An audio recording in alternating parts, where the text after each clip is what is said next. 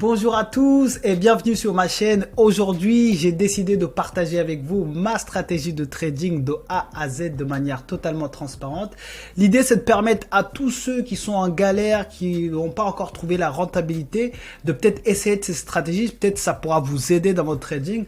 En tout cas, sachez que moi, cette stratégie, c'est celle qui me permet de trader tous les jours et c'est celle que j'utilise à la fois sur mes comptes perso, mais également sur mes comptes donc des propres firmes. Cette stratégie peut s'appliquer à la fois en intraday, swing ou même scalping. Moi, je l'utilise essentiellement pour de l'intraday, mais également pour du swing.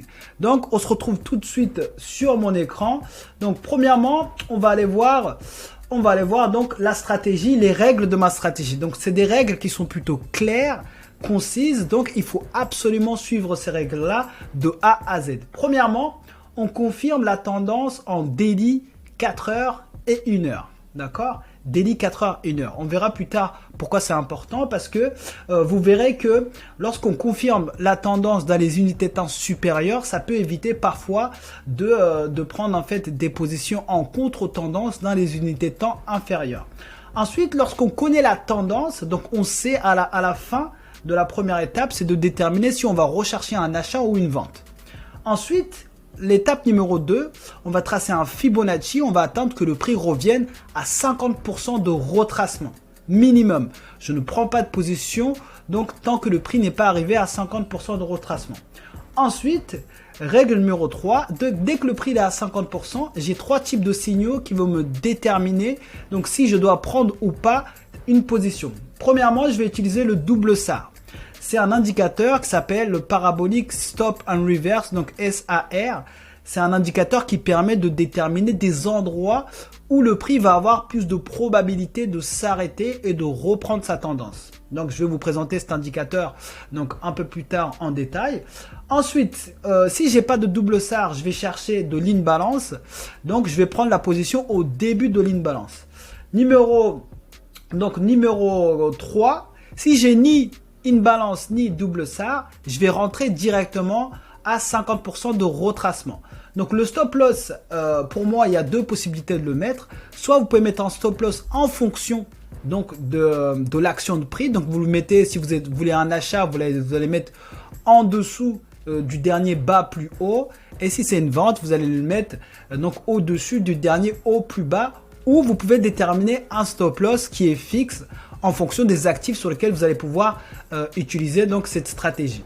Moi perso, je l'utilise sur l'US 30, l'US 30, le German 40, donc les 40 plus grosses entreprises allemandes, le DAX, et sur le BTC.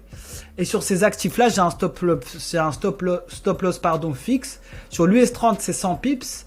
Sur donc le DAX, c'est 50 pips. Donc voilà. Ensuite, règle numéro 4. Dès que je suis rentré dans la position et que je suis à 1 pour 1 en risque-reward, je vais mettre donc mon stop loss en profit. Règle numéro 5. Donc mon risque-reward minimum, il est de 1 pour 2. Dès que j'ai atteint 1 pour 2, donc je prends mon profit. Après, quelques recommandations en dessous. Donc, discipline, patience, confiance, bien sûr. Donc, la discipline, la patience et la confiance. Il faut toujours attendre que le prix vienne à soi. Il ne faut pas aller chercher à prendre 10 000 positions. Généralement, avec cette stratégie, sur un seul actif, par exemple sur le Dow Jones, j'arrive à prendre à peu près, on va dire, entre 10 et 15 positions par mois. Lorsque je trade le Dow Jones et le DAX en même temps, je prends à peu près entre 2 et 6 positions par semaine, ce qui est largement suffisant en tant que trader intraday et ça me suffit largement en fait pour être profitable. Il n'y a pas forcément besoin d'aller chercher énormément de positions à chaque fois. C'est pas parce qu'on prend beaucoup de positions qu'on va être forcément plus rentable. 3 positions maximum par jour, ça veut dire que si jamais je perds 3 fois d'affilée ou 3 000 € en ce qui concerne les propres firmes, là c'est sur un compte financier à 200K ou 3 000 € maximum de pertes autorisées par jour. Donc si je touche le take profit dès la première position que je prends, j'arrête de trader pour ce jour-là. D'accord? Si vous loupez une entrée, ne pas forcer, pas de FOMO, il faut patienter. Même si le prix part sans vous, c'est pas grave, il y a toujours des opportunités. D'accord? Donc, pas de trading 10 minutes, entre 10 et 30 minutes avant une news et après une news. Et donc, si je rentre dans une position, il y a 3 manières de sortir de la position. Soit en take profit, soit à break-even, soit en stop loss. Cette règle est assez importante. Pourquoi? Parce que lorsque vous êtes dans une position, parfois vous allez avoir tendance à avoir du doute. Et le marché va vous faire douter, il fait que ça. Le marché fait douter, il va vous faire douter. Vous allez croire que la position dans laquelle vous êtes, puisqu'il y a un peu de drawdown, vous avez vouloir tendance à l'arrêter. Alors que finalement, si vous l'arrêtez, vous vous rendez compte tout de suite que finalement elle part dans votre sens. Et du coup, vous êtes passé à côté d'une position qui était gagnante. Et par exemple, parfois il se peut que vous soyez à par exemple à quelques pips du take profit, mais vous prenez votre profit trop tôt et du coup ça va fausser en fait toutes les probabilités.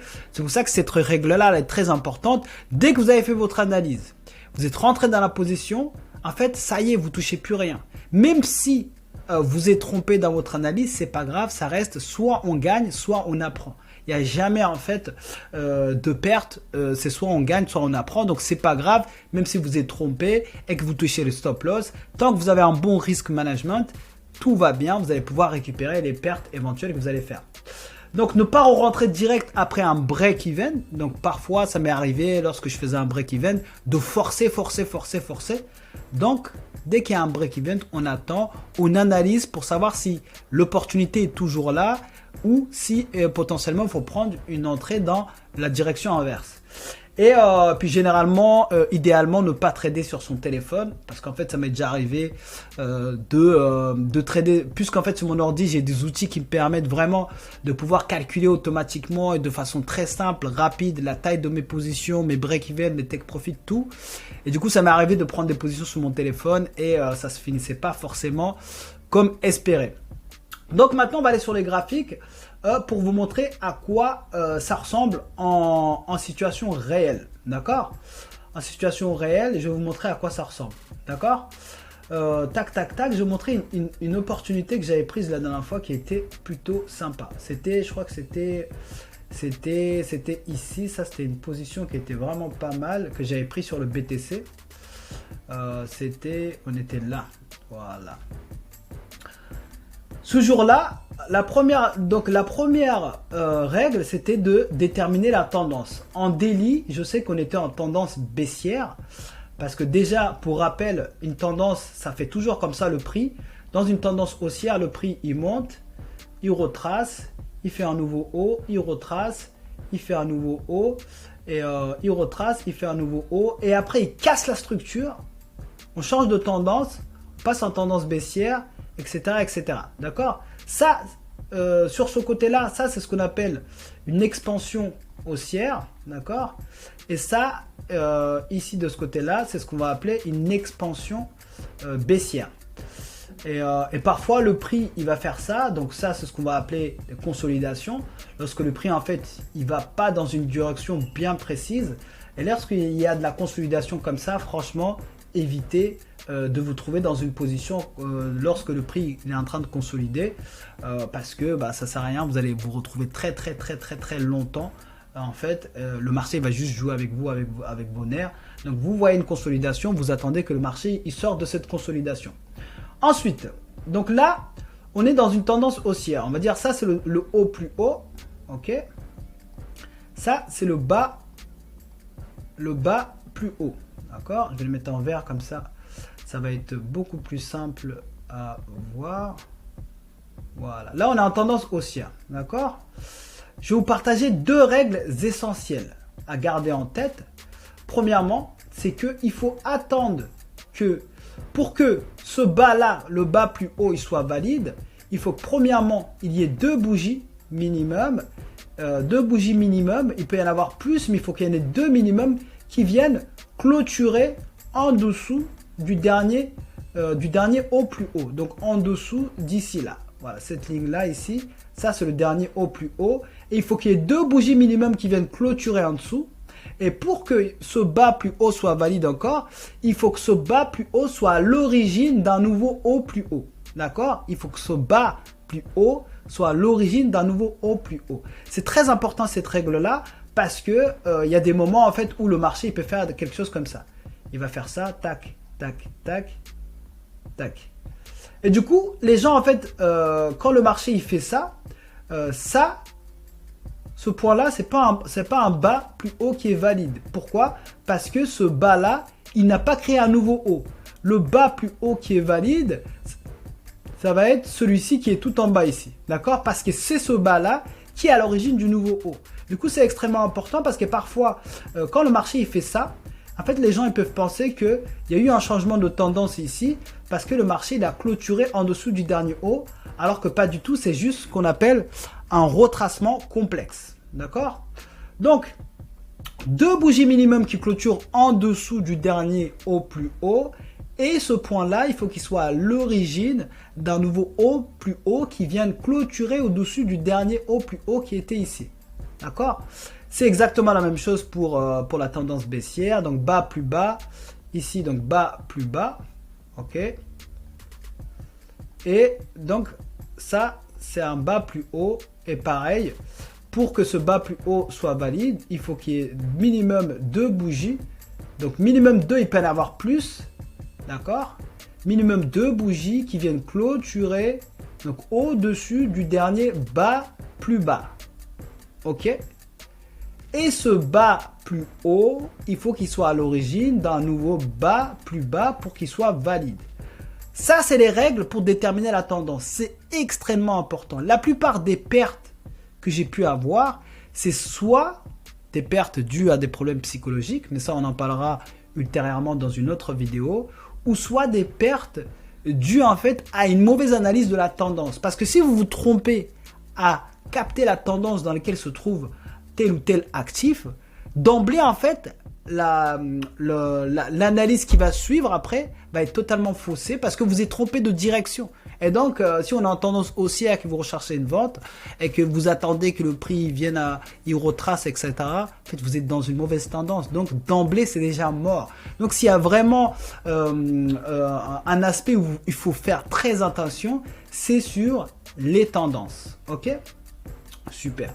Donc, ensuite, donc ça, c'est les règles pour déterminer la tendance. Maintenant, on va voir sur les graphiques. OK? Donc, on était ce jour-là, c'était la semaine, il y a 2 semaines, je crois. On était le 1er mai. Donc, ici, le 1er mai, donc le bas plus haut, il est là.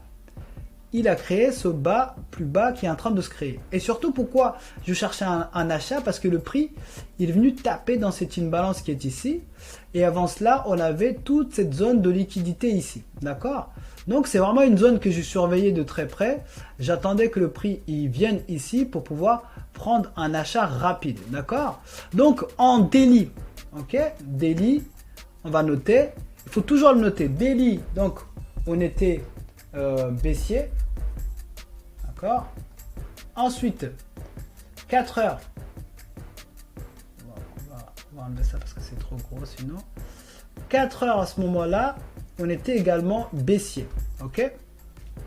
N'oubliez pas, je suis un trader intraday. Donc moi, je trade l'unité de temps de référence que je vais suivre. C'est l'unité de temps, 1 heure. D'accord? Mais j'essaie toujours quand même de garder en tête les autres unités de temps parce que comme ça me permet, par exemple, lorsque tous les unités de temps daily 4 heures et 1 heure sont alignées, là, je vais vraiment être beaucoup plus confiant pour prendre une position peut-être avec un effet de levier, avec un risque beaucoup plus élevé. Donc 4 heures, bam, 4 heures, donc on était baissier. Super. Et surtout, ce qui me confortait en fait à prendre un achat, c'est parce qu'on était arrivé à une zone qui est très très intéressante. Et 1 heure, du coup 1 heure, en fait j'attendais le changement de tendance. Ok? Du coup, vu que le prix il était arrivé ici, j'avais mis une alerte. D'accord? Et 1 heure, en fait, on a eu un changement de tendance. On est passé de tendance baissière à tendance haussière. Et c'est ça que j'attendais pour pouvoir me positionner directement à l'achat. Et je vais vous montrer ce que j'attendais. En fait, le prix, il est venu taper, j'avais mis une alerte. Le prix, il a tapé dans ma zone d'imbalance. D'accord? Ensuite, il a changé de tendance. Il a fait, en fait, le dernier, je vais zoomer comme ça, on va mieux voir. Hop. Le dernier bas, plus bas, il était ici. D'accord? qui avait été créé par ce haut plus bas qui est valide. Et le prix en fait est venu clôturer au-dessus ici. Et c'est ce qu'on appelle un changement de tendance qui est totalement valide. Ok? Ici, c'est un changement de tendance qui est valide. Tac. Et du coup, là, ça, c'était un nouveau haut. Maintenant, haut plus bas. Haut plus haut, pardon. Et qui a été créé par ce bas plus haut. Là, on était en changement de tendance. C'était parfait. D'accord? Du coup, règle numéro 1. Donc, on détermine les tendances. Unité de temps de trading, c'est 1 heure. Attendre que le prix revienne à 50%. Ok? J'avais mis mon Fibo. En fait, le prix il était revenu très très rapide. Et d'ailleurs, le Fibo, on le prend toujours de la mèche jusqu'à l'autre mèche. D'accord? Et j'avais mis mon alerte. En fait, mais mon alerte, elle s'est activée très très rapidement puisque le prix il est revenu tout de suite ici dans ma zone de 50 qui est ici. Et du coup, ça c'était bon. Maintenant, je cherchais une entrée. D'accord? Maintenant, vu que je cherche une entrée, ce que je fais, c'est que j'allume le parabolique SAR. Ça s'appelle Parabolic Zones. Donc, le Parabolic Zone, c'est Stop and Reverse. C'est un indicateur qui va déterminer les endroits où le prix a de fortes probabilités de se renverser et de reprendre sa tendance. D'accord? Les lignes vertes, c'est lorsque je recherche un achat. Et les lignes rouges, c'est lorsque je recherche une vente. D'accord? Et comment je l'utilise, moi, généralement? Par exemple, admettons, je cherche un achat, une vente. Je vais attendre que la zone soit cassée et que le prix vienne retester. Je vais voir par exemple si on trouve quelque chose. Et moi, ce qui m'intéresse, c'est que c'est des endroits où il y a minimum deux lignes. D'accord? Tac, tac, tac. Par exemple, je vais vous montrer ici, comme ça vous allez voir. Ici, par exemple, le prix il est venu, il a cassé ces deux lignes ici, là. Si vous voyez bien, ici, il y a deux lignes. D'accord? Le prix, il a cassé comme ça. D'accord? Cette bougie-là, là, elle a clôturé en dessus de ces deux lignes. Et du coup, quand c'est comme ça, moi, j'attends que le prix, il vienne retester. Comme ça, là, il reteste et il clôture en dessous. D'accord? Quand je vois ça, c'est un signal parfait pour partir en vente. Et en plus, regardez-moi la taille de cette bougie. C'est une bougie qui a quasiment aucune mèche en bas. Et en fait, c'est important aussi d'analyser en détail les bougies parce que les bougies ont toute une histoire. La manière dont elles s'ouvrent, la manière dont elles se ferment, en fait, ça en dit long. Par exemple, cette bougie-là, on peut en déduire quoi? Que le prix, donc il a voulu aller à la baisse, mais les vendeurs étaient beaucoup plus en force que les acheteurs. Et du coup, ils ont fait reculer le prix pour clôturer en dessous. Et cette bougie, vu qu'elle n'a pas de mèche, ça montre en fait qu'il y a vraiment beaucoup de pression baissière. Et regardez ce qui a suivi après. Bam, bam, bam, le prix il a clôturé. Tout de suite, il est parti donc en baisse. Donc c'est comme ça que vous allez l'utiliser donc dans votre trading. Et c'est exactement la même chose pour un achat. On attend que le prix, donc par exemple, admettons ici, donc je vais allumer pour les achats. Et malheureusement, j'ai pas de zone ici. Donc, je vais pas l'utiliser. Mais si j'aurais eu deux zones ici, j'aurais attendu que le prix casse au-dessus, il reteste et clôture au-dessus. D'accord? C'est comme lorsqu'en fait, on utilise une stratégie de break and retest des lignes de tendance, des lignes de support et de résistance. C'est exactement la même chose. Donc, vu que j'ai pas de zone ici, je vais aller sur mon signal numéro 2. Donc, c'est l'inbalance. Et là, malheureusement, j'avais pas d'inbalance, il avait été fermé aussitôt. Vu que j'ai ni l'un ni l'autre, en fait là, je me suis dit tiens, je vais partir direct en achat. Et du coup, je suis rentré, je crois que j'étais rentré quelque part ici comme ça. Mon stop loss, je l'avais mis juste un petit peu en dessous du dernier bas. D'accord? Généralement, j'essaie de mettre un stop loss au moins de 100 pips sur le BTC parce que c'est un actif qui a beaucoup de volume. Et mon ratio minimum, c'est 1 pour 2. D'accord? Minimum, c'est 1 pour 2. Et sur cette trade-là, j'avais pris, je crois, 1 pour 4. À peu près, 1 pour 4, si je ne me trompe pas. Plus de 1 pour 3, en tout cas, parce que je visais, en fait, la sortie, que le prix vienne prendre ce haut ici, là. Et puis, j'aurais même pu tenir la position beaucoup plus longtemps pour que le prix vienne sortir les hauts là-bas. Mais minimum, c'est 1 pour 2. Donc, regardez. Et quand le prix a fait 1 pour 3, 1 pour 1, je mets mon stop loss en break-even. Donc, on va voir ce qui s'est passé. J'ai eu un petit peu de drawdown. D'accord. Ça, c'était une position en swing, hein, d'accord. Ça, c'était une position en swing parce que je savais que ça peut prendre du temps. Et je crois qu'ici, j'étais déjà 1 pour 1. Voilà, j'étais déjà même 1 pour 2. D'accord. Regardez, 1 pour 2, bam, c'est déjà fait. C'est déjà fait, c'est déjà rapide. Mais je visais, moi, ce point-là. Et ça a été atteint. Tac. Ça a duré quand même, voilà, bam. D'accord. Là, on était à 3,5. D'accord. Ensuite, après, vous pouvez l'adapter, mais un ratio de 1 pour 2, c'est en fait, c'est ce que je recommande minimum. Donc, vous avez vu, ça, c'est plutôt une stratégie qui est vraiment très, très simple. Il suffit de suivre scrupuleusement les tendances et de trader en suivant donc en suivant les tendances. Hop, je vais clôturer un petit peu. Attendez.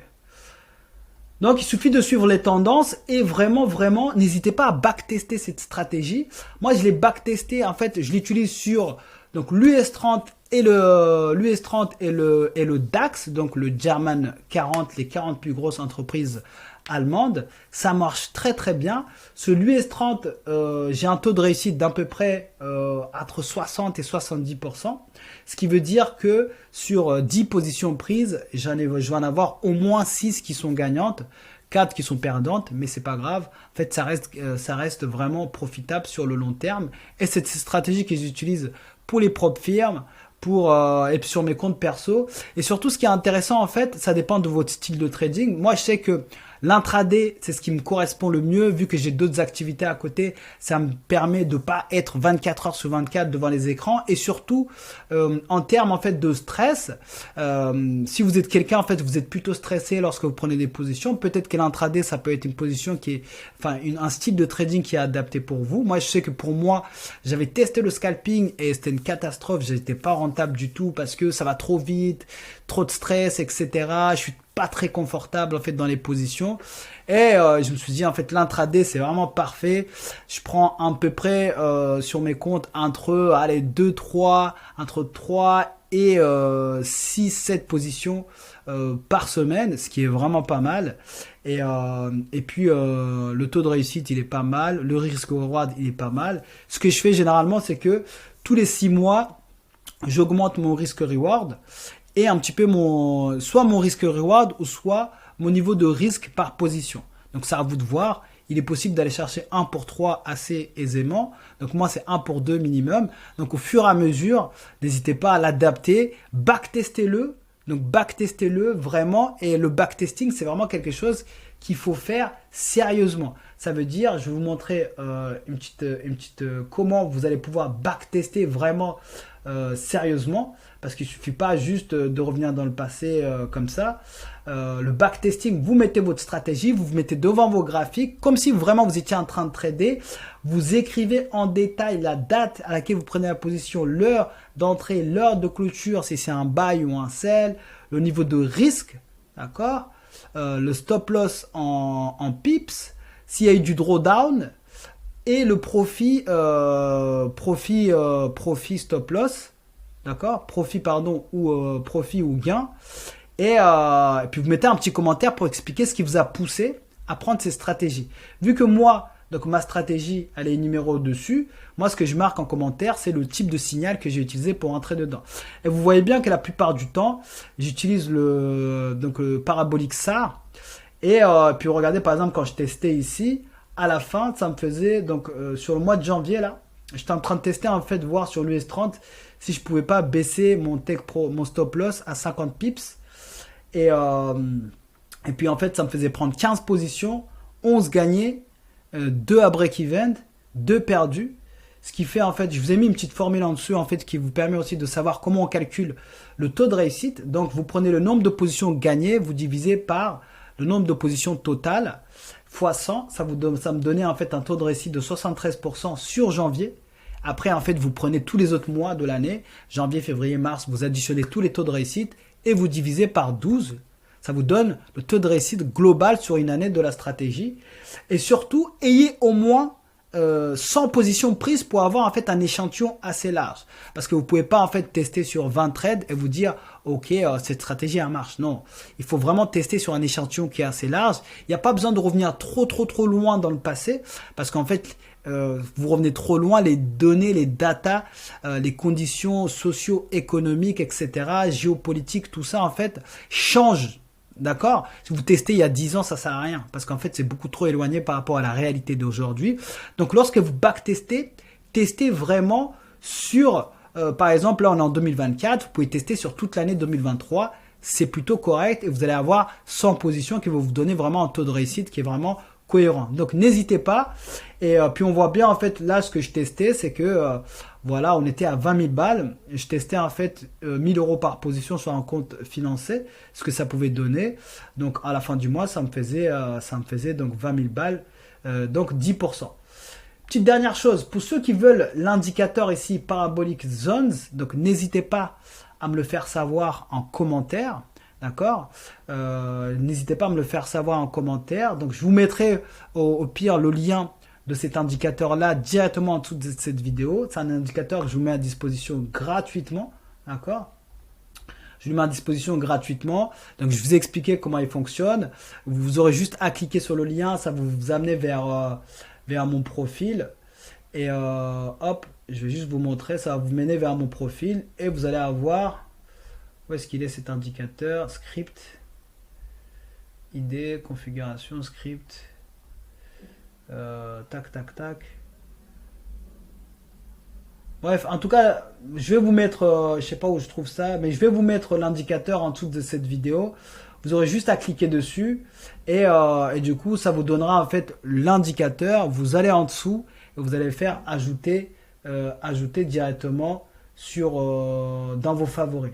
D'accord? Yes. Si vous avez la moindre question ou si vous avez besoin de la moindre explication, s'il y a quelque chose que vous n'avez pas compris, n'hésitez pas à me dire en commentaire. Si vous voulez rejoindre mon Discord où j'organise des lives une fois par semaine avec les membres de ma communauté, je vous mets également le lien de mon Discord. J'espère que cette vidéo va pouvoir vous aider si vous voulez devenir trader et que vous avez du mal à trouver une stratégie. Je vous mets cette stratégie gratuitement. Franchement, le métier de trader, c'est l'un des meilleurs métiers au monde. Mais c'est un métier, d'accord? C'est un métier, il faut le prendre tel quel. C'est ce que je répète à tout le monde. La plupart des gens échouent et les brokers disent que entre 80 et 90% des personnes échouent dans l'industrie du trading. Mais c'est parce que la plupart du temps, ils viennent avec des attentes irréalistes en voulant faire de l'argent rapidement, cherchant des raccourcis, etc., etc. En fait, ça marche pas. C'est vraiment un métier, il faut le prendre comme un métier et se donner le temps d'apprendre et surtout persévérer, tester. Et si vous voulez vraiment vivre de cette activité, en fait, il n'y a pas, vous pouvez le faire. Si telle ou telle personne le fait, ils n'ont rien d'exceptionnel. Si telle ou telle personne est peut-être un peu plus intelligent ou comprend les choses beaucoup plus vite que vous, c'est pas grave. Il suffit juste de travailler beaucoup plus et c'est accessible à tous. Donc, n'hésitez pas à me dire ce que vous pensez de ces stratégies en commentaire et puis on se retrouve à très vite dans une prochaine vidéo.